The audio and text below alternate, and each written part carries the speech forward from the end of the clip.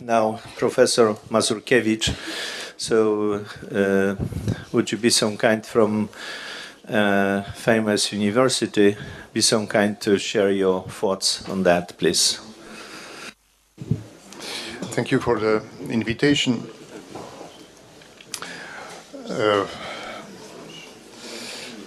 And for this interesting speech.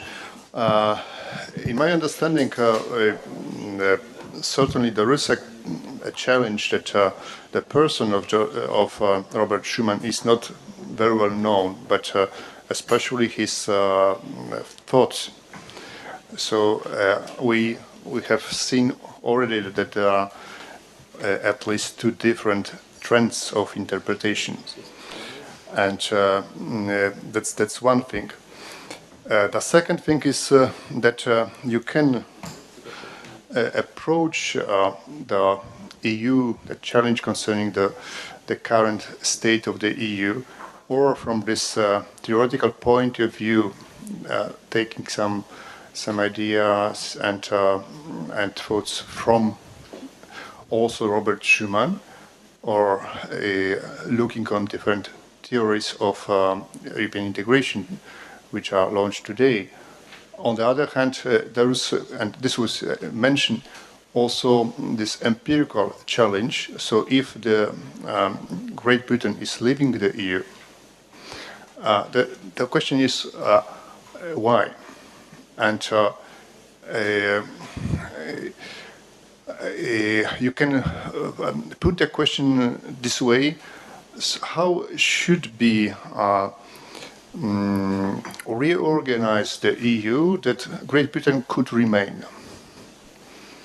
I saw this. Sorry to interrupt. Great point. I saw this living in Brussels that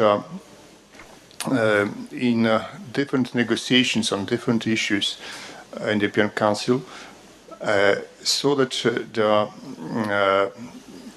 position of Great Britain, which was different on different issues, was exactly neglected in negotiations, and only an opt-out option was granted to Great Britain. And this provoked this distance, this difference between the shape of the EU and the EU policy and, let's say, the mentality, the British mentality was growing. And probably when we see today also the tensions between the Western European countries and Central Europe, this is the same challenge. So talking about this unity in diversity, on the one hand, we see that there is what is common for Europe, at least in the sense of heritage. This is the Christian base, and John Paul II used to say that the borders of Europe are the borders of evangelization. So, but in this talking just on this basic level, we see that also Christianity is at least in two different versions. So that we have this Western Latin Christianity and Eastern Greek and Greek Orthodox mostly Christianity. So there is a question if this is a trouble or this is a kind of richness.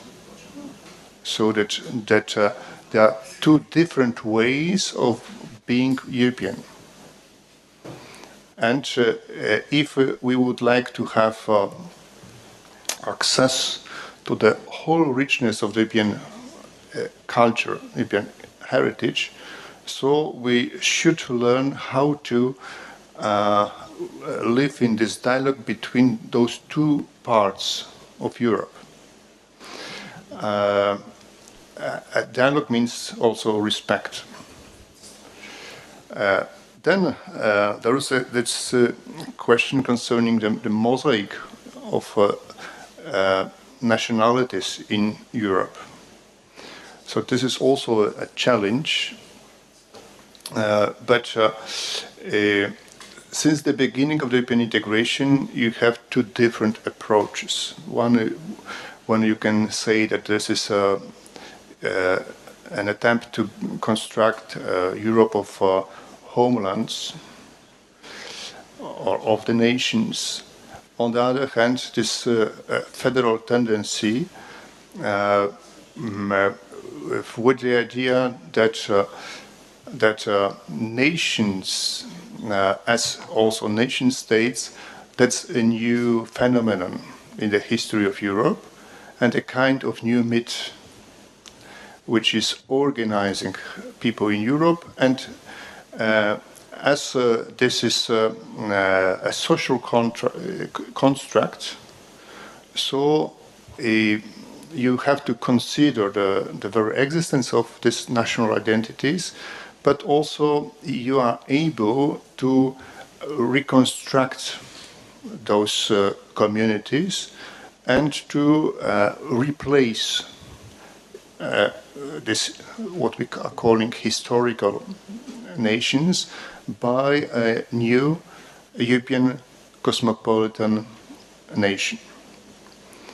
And this is between those two versions of European integration, there is a different anthropology on which they are based. So, on the one hand, one you could call a liberal one, but liberal in the sense of regarding societies, the social reality, as something which is constructed out of individuals who are separated from each other and who freely enter into relationship with the other person, signing a kind of contract. And also families and nations are regarded as this artificial product which was introduced into the history of mankind due to this free decisions of adult people. So then you can change the contract, the meaning of the contract. On the other hand, this approach, which could be called conservative, but what is the most important is the vision of man as something, as a person who is by nature a social being. So that then family and nation are this tendency to form family and nation. This is inbuilt in the human nature. So, in John Paul writings, family and nation, these are two natural communities which have also natural rights, similar to the rights of a human person. And in this moment, you have to respect this heritage. And with this constructivist approach, I think that this is just an idea of Coudenhove-Kalergi, that as religion is a private matter today, so the nationality should be a private matter tomorrow. So that the national communities should disappear from public life. should have no meaning no social meaning and no political meaning. And then here's the challenge, how to do this. I think this is the main difference between this Schumann approach, which was and is built on this Christian anthropology, and this which inspired Pan-European movement, which is based on the different anthropology. And then the question is how to deconstruct the historical nations and how to replace them by the new kind of society, which is called cosmopolitan nation. So in this policy you have two different instruments. One, just to try to organize a kind of European melting pot, so that people belonging to different nationalities should be just replaced by tourists who are traveling across Europe, but without this sense of forming a national or cultural community. Or the second element is to introduce other communities which are not natural in a specific territory, and this is done by migration, because the migrants coming from the outside, they are not just individuals, they are coming as communities. Recently, Pierre Manon published a book with the title Beyond Radical Secularism. That's just a study on the French situation. So how the French government provoked the current crisis with Islam in France. Just because 200 years ago they decided that all the religious communities as communities should disappear from public life. So religion became only a private matter, and they have not introduced the same kind of policy towards Islam. So Islam became the only strong identity in France. And I think this is, on the one hand, this is also a kind of policy to introduce these identities, these communities with strong identity, into historical communities, because this is changing a political context.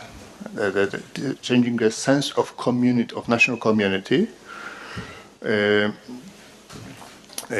on the other hand, that's also for a current migration policy in Europe a challenge to remember that we are not just receiving 100,000 single people, but we are just receiving a community of 100,000 people. This is in sociology well observed, that people are moving as communities. In Brussels, for example, when you just are looking on the plaques of cars, Polish cars, 80% start with BS. You could have an impression that all the cars in Poland have this registration BS, because these are mostly people from Siemiatycze, so who moved from small town to Brussels as community, and they are living as this community, local community in Brussels. So this is just how migration is organized from sociological point of view. so that we are receiving, that every political decision is decision that we would like to invite this community and to give them this territory in our country, which they can use as their own. But just in Schuman, there was, for me, and this is in this work for Europe, a very important question concerning German issue. So Schuman is writing that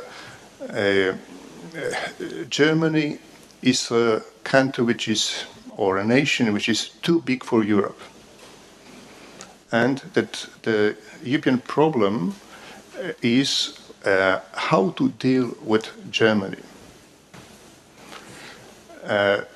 So the European integration was introduced into political reality in Europe with the idea by Schuman also and Monnet that this would be an instrument to appease Germany and to avoid the German domination in Europe. And what Schuman was afraid was that a day it can appear that Germany will dominate the European community, saying we are the only one who are able to make an order in this European disorder. So thinking about the shape of European institutions, it's very important always to have in mind this German challenge. So how to avoid the domination of one nation in the European construction. A Polish thinker in 1944, Felix Gross, he proposed to organize, he was saying that Germany twice provoked a war in Europe, which was by which Germany became a problem not only for the European countries, but for the whole world, and only with external help Europe was able to manage the problem. And according to Gross, it happened because Germany was surrounded by weak countries. So he proposed to organize original associations or gathering of countries, like, for example, in Central Europe, that this would provoke a counterbalance to Germany, and that this will be a kind of guarantee for a peaceful development of the European integration process due to this balance between powers which are comparable to the potential of Germany. But this is in Schuman writings an important issue. That what was the real reason to start the process of integration? And the last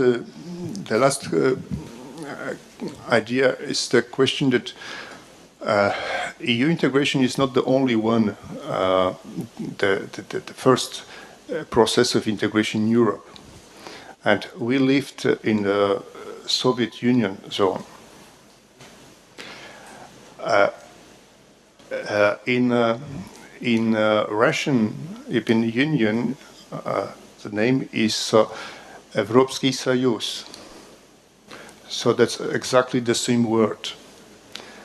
So the challenge for us in Central Europe, we have this in mind, is the question how to avoid any kind of similarity to the Soviet Union construction. So that we are not interested in any kind of union, but in a union which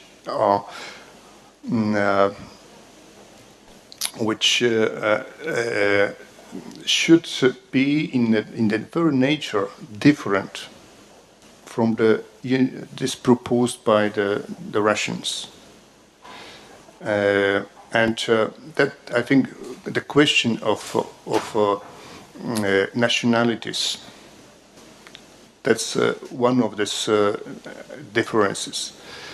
But the question also of domination of the center over the peripheries. There are questions concerning what is the kind of loyalties.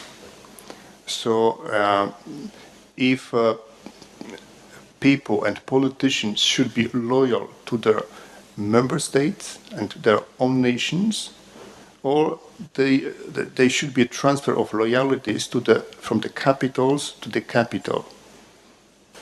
So the Polish, for example, a Polish prime minister should be loyal to Brussels or to Polish citizens. There's a question of a kind of relationship on this level of powers between the capitals and the capital.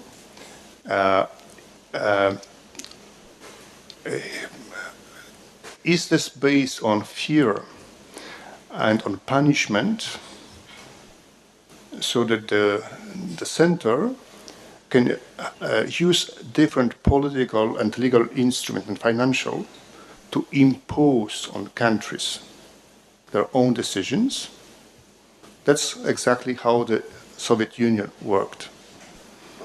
Or is the center constructed to help to the capitals to deal with their own problems? So I think that this is a very sensitive issue, the language of punishment in the policy, in the European policy, because that's the language of the former Soviet Union. And this language is revealing the nature of relationship. So what is the purpose of this union? I think that's the main remarks. Thank you very much. Very good point. So it's just your speech was incentive to me for three. Topics. One, after the Second War, Robert Schuman was basically directing his message to the heart of the people. He highlighted the unification of forgiveness. He just basically, work on how the nations, can forgive each others. So the unification for the forgiveness. So it took some time until start the first, project, which is a Coal and Steel project. But he started, from recovering the community. That's what you said, the community identity. So nowadays in Brussels, in the European Union, there's much talk about, yes, people need work, money, this and this, just economy. And there is much of that, what you said, the tourism. Of course, the students are going to the Brussels somewhere, but the main incentive to attract these people, students, for these projects is basically these material issues. So the tourism. And many, institutions attracting the different, funds, money, organizing this kind of, I think, artificial relationships are just, they don't anything to do with that, building the community. Of course, Schuman wanted that the exchange of, people, visiting together, understanding each country is going to help, to build the community. But how we build the community? We just build the community based on the money. And my observations, related to the students or this kind of a projects, there is not basically much added value in the term in the sense of that what you I think said in the sense of how we can create, as you said, the cosmopolitan community which will not lose the identity of, let's say, my roots, my country, my family. And the third thing, the federalism and the nationalism. I think I agree with you what you said. The federalism, and you supported that hypothesis. So the communism, the federalism, European Union, to some certain extent, is very similar to the communism. And this, triggers the nationalism in Europe. Because this is the, kind of an outcome of that federalism. So it seems to be that this both basically, evidences and argument shows that really we need to look for some, big changes, not just anything. Like, for instance, conclusions were drawn after the UK is going to go out. Or as you really asked the good question, let's ask about the real reasons the UK is going out, and let's assume we will, change this so that to keep them staying longer. This would be a really very, concrete approach to that problem. So there is not any decomposition of the reasons of the Brexit, reasons on the level, just the one reason. So most media or probably experts are just commenting, or politicians rather, they are commenting, yes, they are not satisfied because of the economical, issues. It's not true, of course. This is just my... you would like to extend it?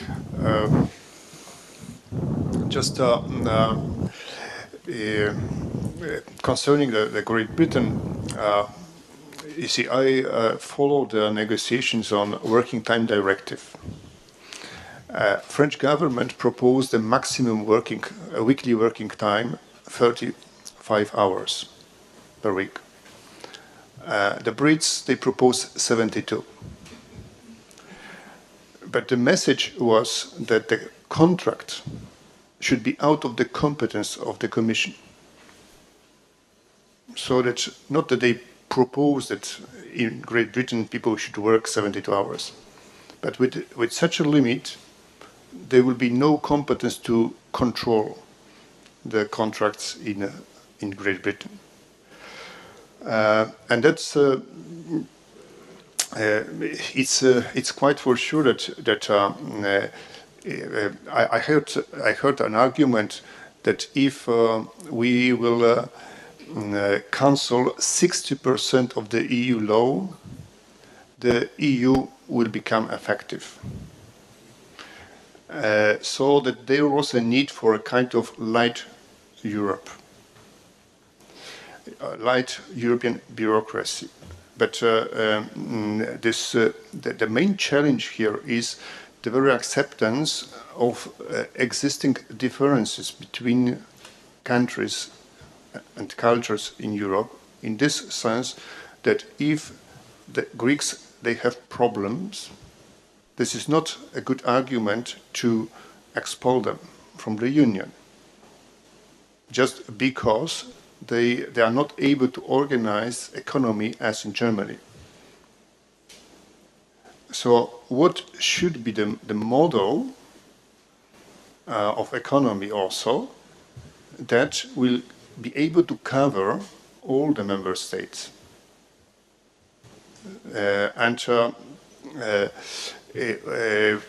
We rather think how to create a hard core, so that we are searching in this European debate for a model which will be only for very few countries.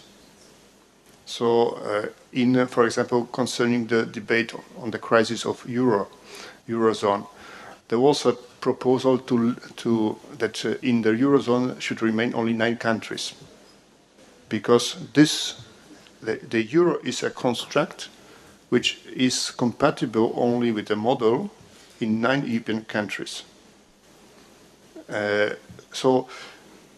Are we searching for a model which will provoke finally divisions in Europe, or we are searching for a model which will work as a common model for all the member states? And that's just in the starting point. Concerning this federalism and nationalism, as I understood, you are saying that the structure of both is the same. But my question is the structure of what? Because the model of federalism was a model for the European construction. But the nationalism, this was a nationalism at the level of member states, of the nation states. This was not on the European nationalism. When you should introduce this cosmopolitan nation, because this model, that Europe should be just a nation state, not a federal state, but a nation state built on European nationalism. This is also at stake today. And that's in your comparison, it was not on this European nationalism, but on nationalism in the member states. And in this moment, it's difficult to compare, because this is different concepts, but concerning different subjects. And in theory, we have also this vision of Europe as a nation state built on new nationalism, which should be a kind of new generation political product, which will replace those old nationalisms. So, just a remark to what you said. If I may, a few words about this federalism nationalism problem, because it seems it's the kind of focal point here. Of course, I meant nationalism on the level of nations, particular nations, but I do believe that it has relevance for Europe, because the nationalist vision is also a vision of European integration. It's not just a vision of operation, functioning of a particular nation within a nation state. At least the nationalist vision I was talking about, like to give the example, perhaps Charles de Gaulle would be a good example. Although he would not call himself nationalist in a classical sense, nevertheless, in literature, he is considered to have a nationalist vision of European integration from a nationalist perspective. from the prioritizing nation states, but yet it was a vision of integration, of some kind of Europe as a unity. So I would not say that it's I do think that two things are comparable. Yeah. The problem with nationalism is that it absolutizes just one type of community. As in Schuman, in what I call the communitarian vision of Robert Schuman, there is this plurality of communities. So I absolutely agree that this communitarian vision philosophically is kind of in opposition to what may be called the liberal vision of a kind of atomistic individuals contracting with one another. However, the problem is how you look at the communities, whether you look at them in a realistic way, that is, that we in real life we have plurality of communities, and sometimes it's starting from family, the neighborhood, the local a county or whatever, the region, nation, etc. That is, we have kind of pluralistic vision of communities, and this would be Schumann's approach.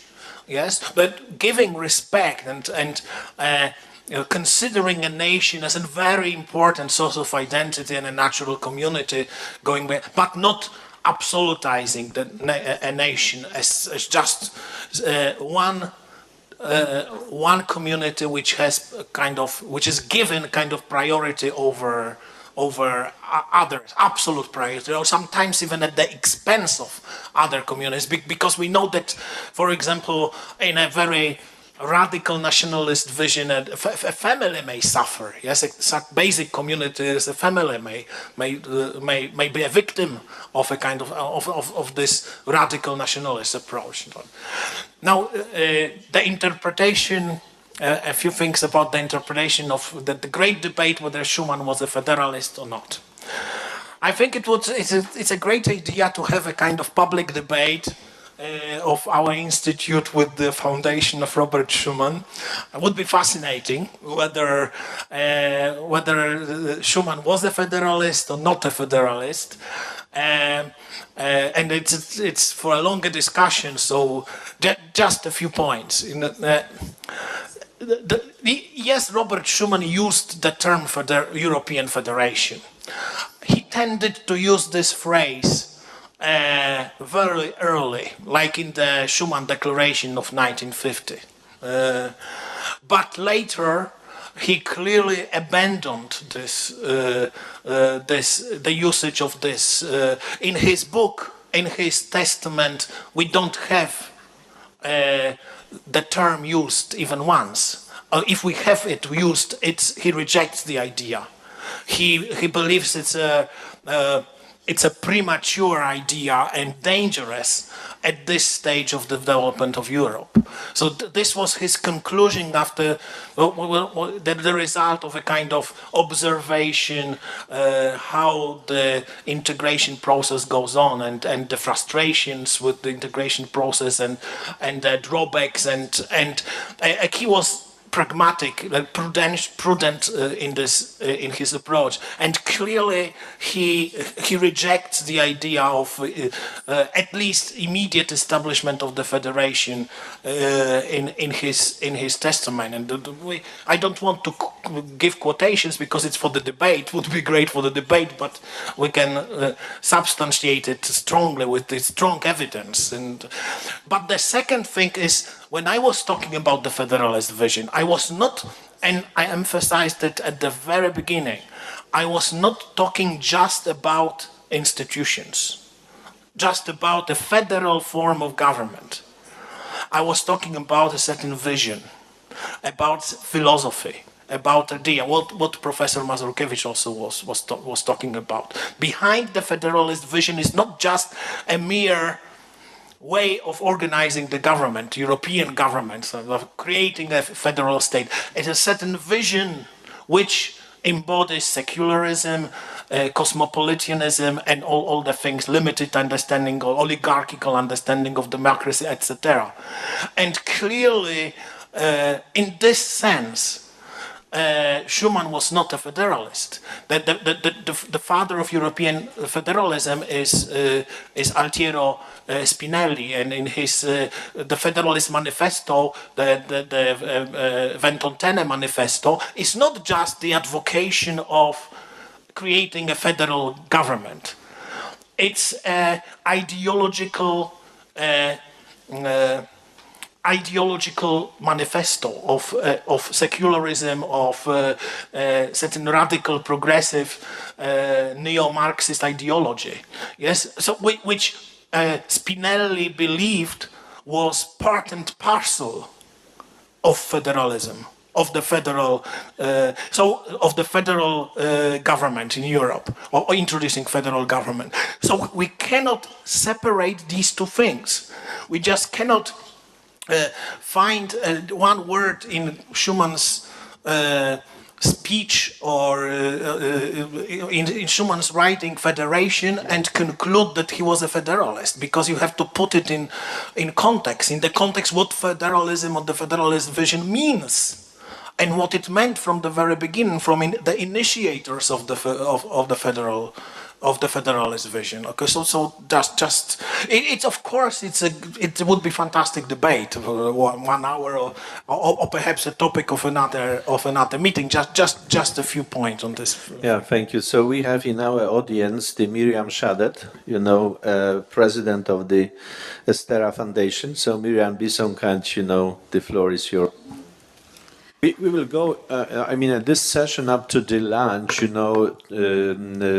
asking us for speech the people who still didn't have opportunity for that. And then after the lunch, we'll have a chance, because we got many very interesting topics, which probably many of you from the audience would like to respond. Okay, so let us assume that after the lunch session will be a great time for response, for some more loosely discussion. So now I would suggest, I would like, to take a talk for Professor Tymoteusz Zych, who is president of the member of board, the president, I think, right? So the Ordo Iuris Foundation, please. Thank you very much for inviting me. I just want to make a few remarks concerning the principle of subsidiarity, which I think has a crucial importance in context of our current meeting and a discussion concerning the character of European community, either the federalist vision or a vision of European community as a commonwealth. Although it was famously formulated in the encyclical letter of Pope Pius XI in 1931, the principle of subsidiarity has its very basis in deep intellectual structures of our civilization, of our culture. Actually, we can find its roots already in the famous passage of Aristotle describing the state, describing the structure of community. This differentiation between state and community was not so obvious for him as for us. And he starts with the most basic and primary community, which is the family, then describing the larger communities, and the largest of them is, of course, polis. So the primary community is the most basic one. Of course, what we now call the subsidiarity was quite obvious for all the universalistic projects in Europe. When we look at the medieval universalism, something what we would now describe as subsidiarity, would be the very basis of the entire political structure. This obvious notion, as that Tocqueville raises, was abandoned by an important current of European thought in 16th and 18th centuries. It was, to a certain extent, replaced by what Father Professor Mazurkiewicz already referred to, by this Hobbesian constructivist notion of the state which is not a community of communities, but which is just an abstract sovereign ruler which creates the law more or less basing on his own discretion. This modern notion of the state is by its very nature centralized, by its fundamental nature.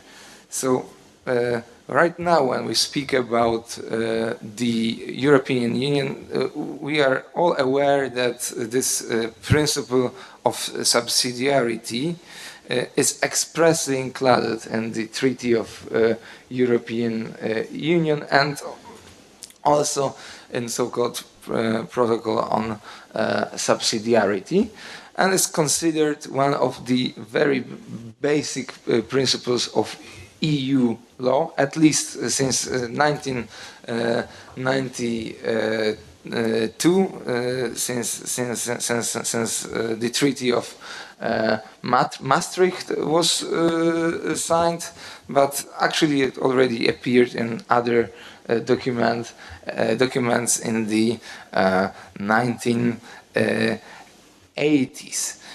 Still, while it is very often referred to, and this principle of importance of minor communities is very often rhetorically stressed, it is also a part of the constitutional order in a number of European states, of EU member states, such as Poland, which includes principle of subsidiarity in the preamble of its constitution. At the same time, it's very rarely used in practice. Since the Lisbon Treaty, there is a so-called legislative review procedure, which has been used a number of times in order to evaluate whether the legislative acts created by EU institutions, the drafts of the acts actually, are in accordance with the principle of subsidiarity. But what should be considered probably more important is the so-called judicial review, which has been conferred to the European Court of Justice, the so-called Luxembourg Court. And it may be surprising that such an important principle of European law has been subject to just 10 decisions of European Court of Justice within the last 25 years. So it has been relatively rarely cited as a pattern of control of whether the EU legal acts are in accordance with the treaties. And it may be even more surprising that in none of those cases, none of those 10 cases within the last quarter century, the European Court of Justice declared any act of EU law invalid, basing on this particular principle. It has been interpreted in an extremely narrow way, and basing on this case law, we can say that this principle in terms of judicial review of legal acts issued by the European Union is virtually non-existent. Of course, the low number of cases that have been brought to the tribunal is also an effect of the fact that the tribunal interprets this principle very narrowly.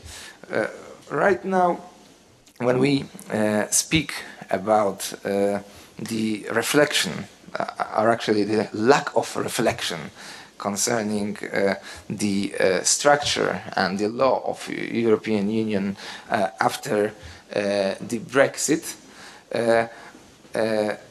my point is that we cannot speak about European Union as a form of community or a community of communities without paying respect to this fundamental principle of not only European law but of European legal culture, without which any multinational community just cannot exist. Thank you very much. Yes, so thank you very much. And so now I would ask you to take a voice. Probably Miss Secretary of the Dutch Embassy, Danish now. So Professor Solarz, please. The voice is yours now. Yes. Thank you for invitation. Thank you for the possibility to say a few words about this complicated subject. You make a comparison that EU is a platform. That it means that it's a very technological approach. So I think that in our discussion, technology is a very important factor, and it will be followed to some interaction between people, and they help people to have this interaction. So technology can help to implement some ideas of Schuman of close interpersonal relations in European Union. And my comments is only about the citizenship in European Union. I think that the concept of European citizenship is a step in the direction of more freedom, rights to the people. So I think that it's necessary to discuss this, that maybe this form also give more space for freedom and for rights of people. So if you make such comparison, it's a contrast, pro and contra. I think that the reality is more complicated. And I try to put the symbols of European Union. One is Christianity is simple, is clear.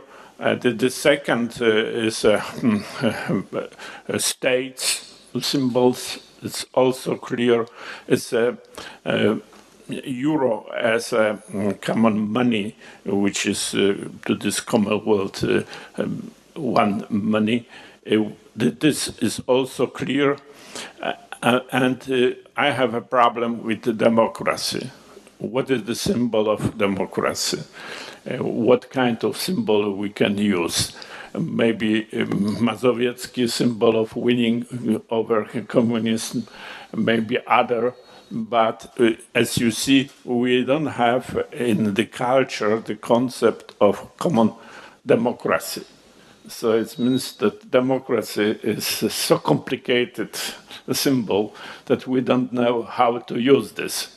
So maybe we have some problems which are related to the concept of democracy. So that's my comments to this subject. Thank you. Yeah, thank you very much. I probably need in that point, to just say something relating to that, what was spoken about. I think it's very important that, we are organizing here as the Institute of Human Thought this conference. Of course, everybody is free, to talk what he thinks.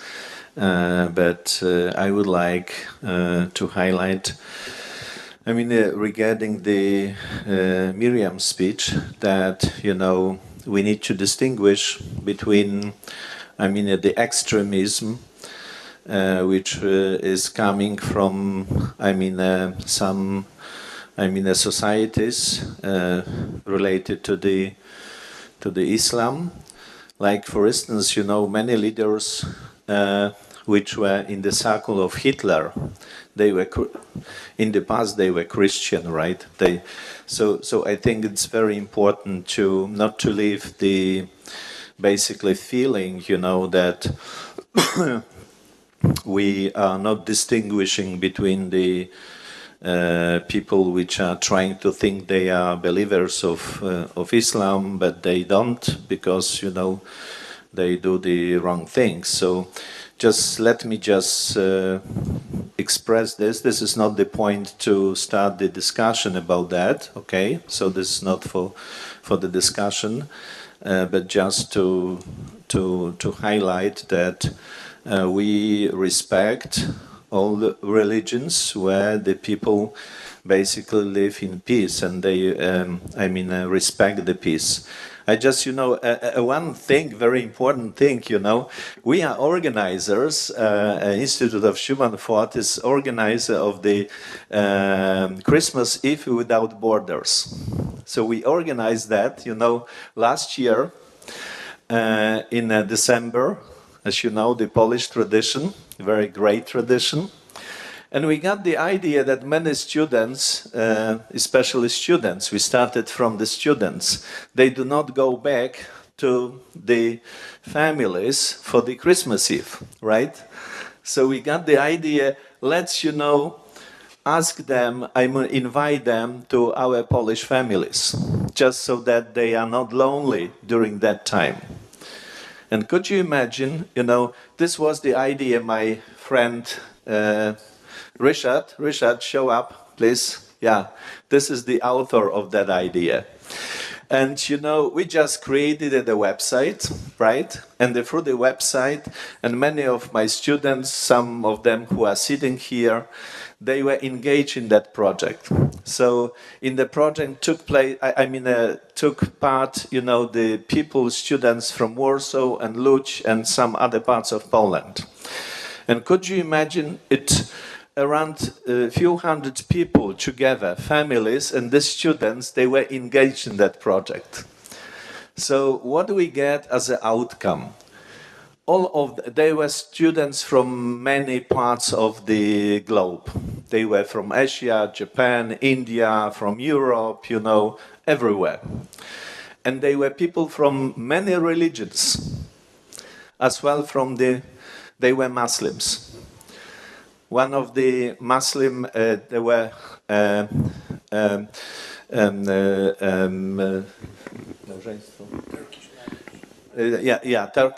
Turkish marriage, she and him, right? They, were invited to one family. and the one person was from Egypt. He was a Muslim as well. And they, get a very great time. So all families, all children from these families, they said this was the best, Christmas Eve in my life. And the Christmas Eve, as you probably know how it is arranged in Poland, there was not any change, just to tie back to the guests. And all guests appreciated that. Nobody claimed. Nobody was just going, was going to cancel a prayer or something like that. Okay? And between one, as I remember, Richard, one person from Muslim, from Egypt, and this family, now they develop the relationship and as well business relationship. And we are going to do that this year as well. So we would like, to attract other institutions, the church, the different Polish family which were engaged in the World Youth event with the Pope. Currently, I was talking as well to the ambassadors, and I would like, I was talking to the ambassador of Norway. He said, we have something like 2,000, students from Norway. Of course, most of them, they go back, right? But the idea, we are going to promote that. Why we started to do this? Because Schumann said, first of all, create the relationship. So we got the idea, yes, if in France there are some, ghettos, or probably, this way we can propose for the Europe the way how to build this relationship. We started from the Christmas Eve, but we like to create so-called the Schumann groups, where in the Schumann groups will be meeting, these people will meet, frequently each week or every 2 weeks, these people, and they will, discuss, talk, they will be heart to heart, okay? And I remember the speech today of the Professor Sakowicz, dialogue.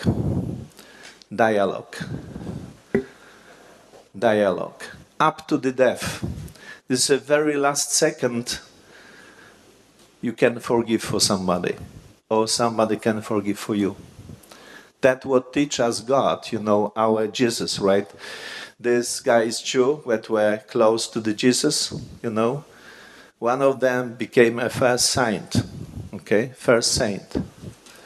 So I'm just talking about that we have as well very big mission.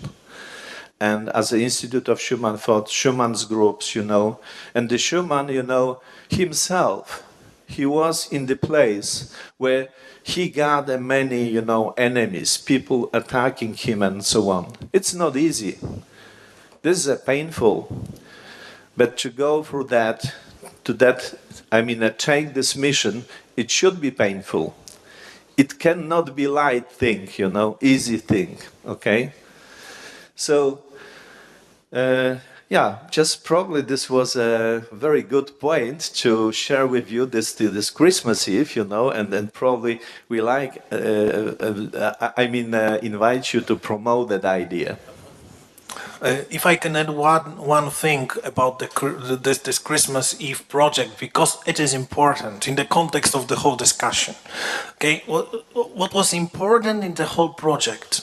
That the families were inviting people of different nationalities, cultures, religions, but not giving up on their identity and their tradition.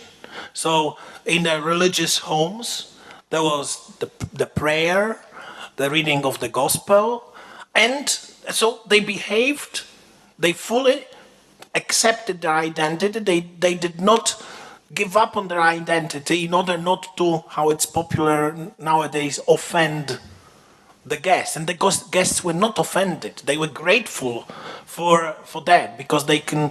This is the dialogue of cultures.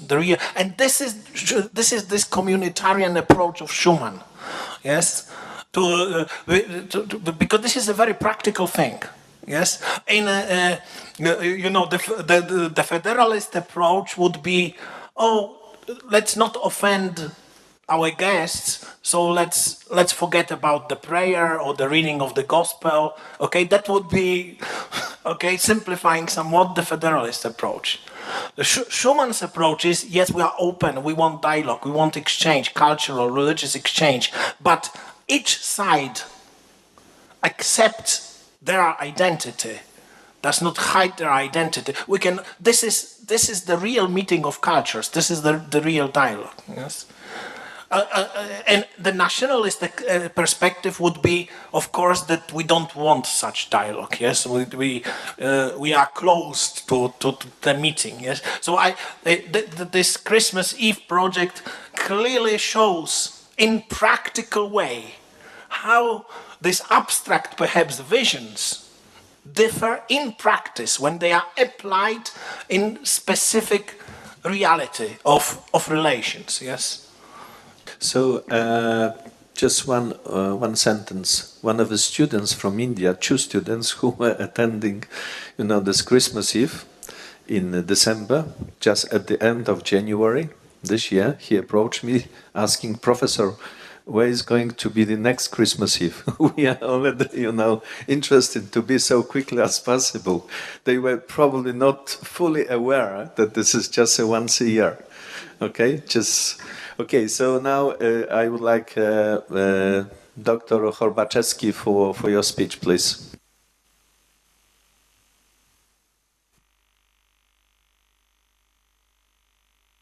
Thank you very much.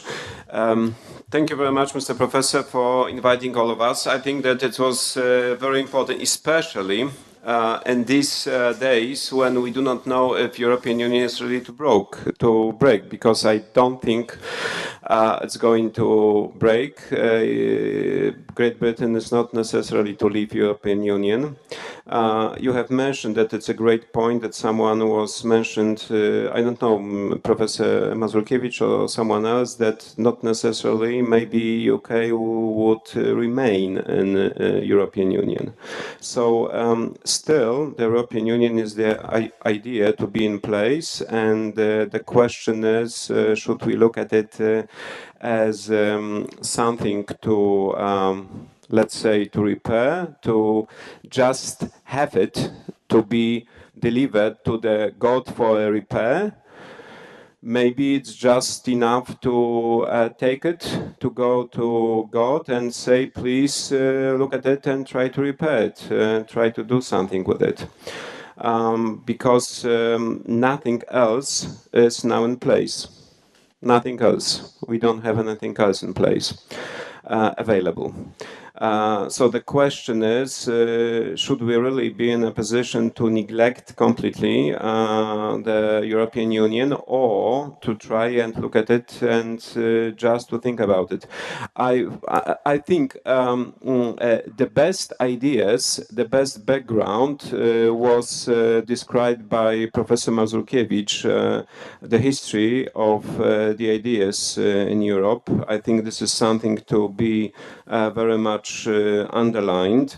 And really, as Professor Krysiak said, that we should be very much aware that we should have in Europe, we should be able to have in Europe the environment for different cultures, for different attitude, for different approaches, for different people from different places in the world. Professor Mazurkiewicz said that, among others, was talking about some kind of anthropological approach. That is something that is not very much in the public discussion now.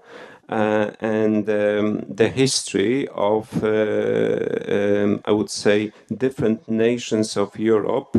The question is, really, again, I would like to stress that, do we have anything else in place? I think this should be with us after that conference, after that discussion, that we should step by step look at it and try to think what else is available for us? What else should be reached? I think that some other ideas, because Robert Schuman created or co-created European Union as something to prevent wars in Europe, just to prevent wars, and to create the situation when the wars would not be necessary to exist. Professor Mazurkiewicz also mentioned one of the ideas that Schuman Monnet said that German nation is too big for Europe. The question is how to answer that issue, how to deal with them, how to protect Europe against the consequence of that. I think, for example, that European Union is to avoid German domination in Europe. Still having German challenge in mind. Just starting with that, the question is coming to Muslim religion, because Germans, as a matter of fact, invited more and more immigrants to Europe. It was Angela Merkel to open the door. So the question is it the same area, the same sphere of discussion? Again, the real reason, it's again Professor Mazurkiewicz words, the real reason to start the process of integration. What is the real reason to start the process of integration, or what was the real reason to start the process of integration? The process of integration is still in place. I'm perfectly sure that UK would stay in European Union. I think the negotiations would lead to that end, because even from the legal point of view, Professor Zich was just underlying the importance of legal aspects of the European Union, of any kind of discussions. It's impossible to finalize the negotiations. So coming back to the beginning, we'll still have the same European Union. And just again to Professor Mazurkiewicz, the nature of relationship. What's the purpose for the European Union? What's the purpose for the European Union? The purpose is to protect us against war. And I think that purpose is still in place, and I think I would then, that in that respect, agree with Miriam. Exactly, that it's just to protect against the war. Thank you, Mr. Professor. Thank you very much. So I now, so Mr. Piasecki, would you like to add something to that discussion? So what about the Iga Komocka, please? Yes, thank you. Iga Komocka from the Polish Robert Schuman Foundation. Well, I would like to just continue what the member of the board, Anna Radwan, said before she had to leave, as she thought she don't have time to develop the idea. She said that Robert Schuman was a federalist, which you disagree with. If you presented your view of federalism and nationalism at the beginning, and if we use these definitions, yeah, I would agree with that. He wasn't, but those aren't the definitions that are used in the science of European studies. Well, in European studies, you had, as you know, probably two main models of integration, like federation and confederation. So the confederation is more like a union of states, and federation is something more. So it's just deeper integration. And Robert Schuman was a federalist. What you can see, well, it is written generally in his the declaration, which you said as well, that the economic integration is just beginning of the process of European integration. That's written in the Schuman Declaration from 1950, and you can actually see that as well in his next steps because he was in favor of the European defense community and the political community. Well, they didn't work out finally, as the states, they didn't agree to sign it because probably it was too early at that time. But that were his thesis as well. Okay. Of course, he was a federalist, but with the respect of diversity. So that's the thing that I agree, that he didn't think that with the European Union, well, the European community time maybe should be how did you say it? Uniformized. So he said that he thought that the diversity is really important. That's why actually at the moment we have the phrase for the European Union is one in diversity, and that's the clue.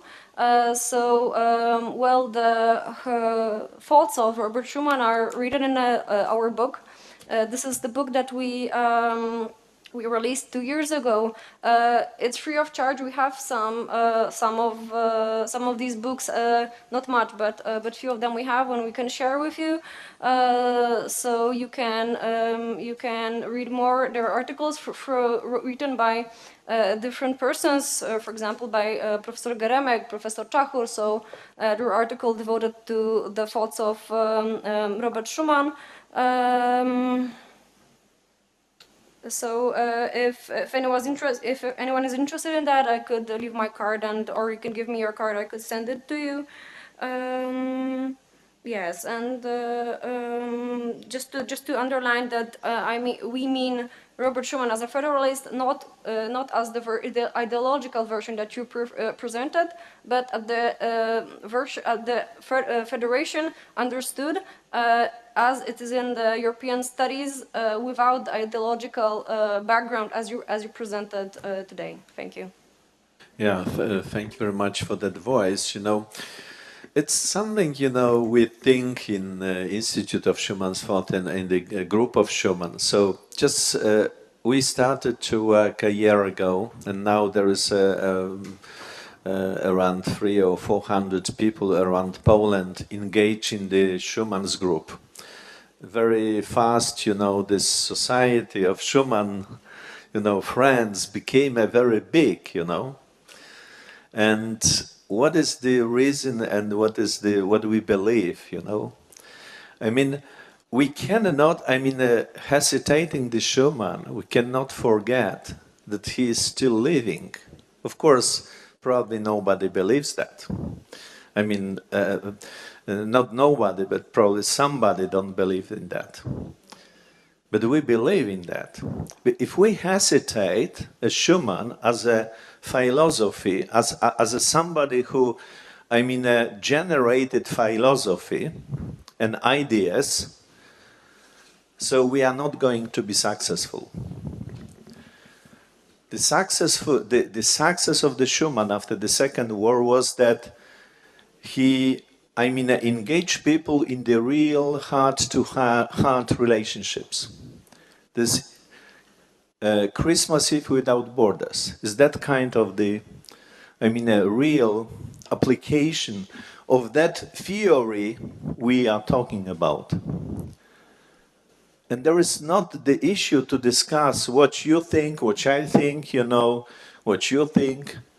The question is about to make happen.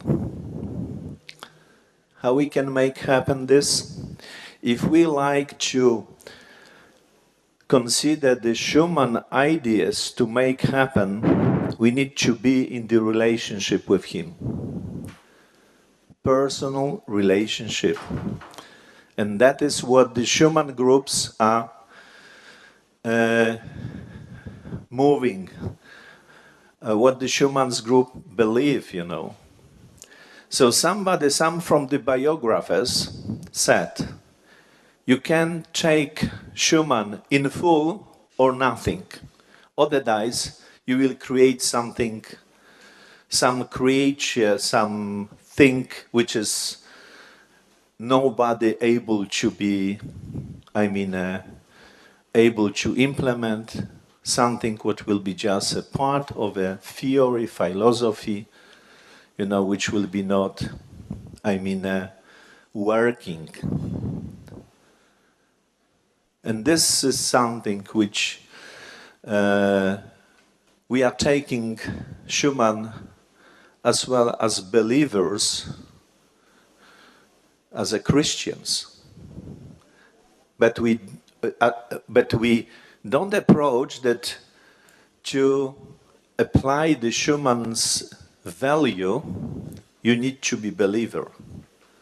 So Schumann itself said, his idea can be applied without imposing on you the faith of the Christianity. The value, Christian value, which promoted Schumann can work even if you don't believe in the Jesus. And this is very important, his approach. Like, look, the Israel, right?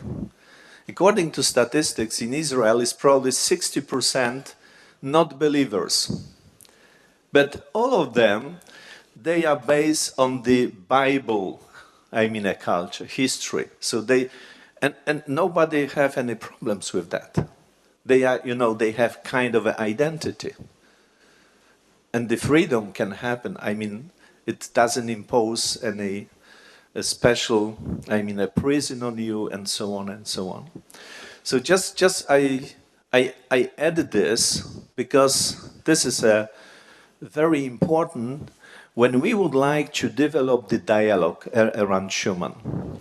If we start to argue, saying, "You're right, I don't agree, you say something stupid, or you just missed something like this," and this is going to be academic discussion. I'm sorry to me, to professor and any professor sitting around the table, myself professor, but it would be just, as we say, academic discussion, okay?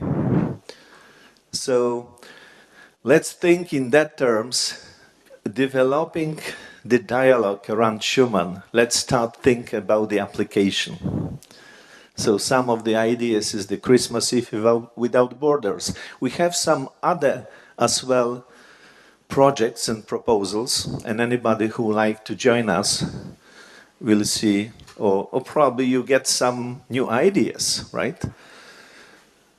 So then it can be, develop around us together.